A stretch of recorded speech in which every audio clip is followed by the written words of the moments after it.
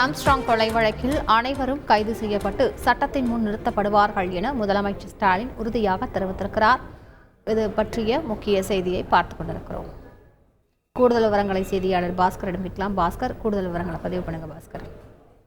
தமிழக முதலமைச்சர் மு.க.ஸ்டாலின் ஐனாவரம் பகுதியில் அமைந்திருக்கக்கூடிய ஆம்ஸ்ட்ராங் அவருடைய இல்லத்துக்கு சென்று ஆம்ஸ்ட்ராங்குடைய மனைவி பொற்கொடி மற்றும் குடும்பத்தினரை சந்தித்து ஆழ்ந்த அனுதாபத்தையும் ஆறுதலையும் தெரிவித்தார். இந்த வழக்கு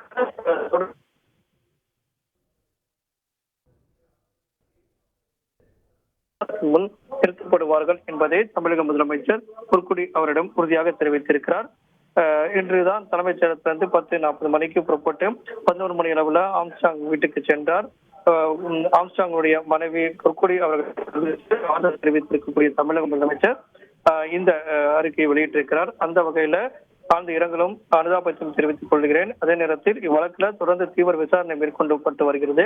இந்த குடும்ப குற்ற செயலில் ஈடுபட்ட அனைவருமே கைது செய்யப்பட்டு சட்டத்தின் முன் நிறுத்தப்படுவார்கள் என்று உறுதியாக தெரிவிக்கிறேன் என்பதையும் தமிழக முதலமைச்சர் மு.க.ஸ்டாலின் சுட்டிக்காட்டியுள்ளார். செய்திகளை உடனுக்குடன் தெரிந்து கொள்ள உடனே சப்ஸ்கிரைப் பண்ணுங்க.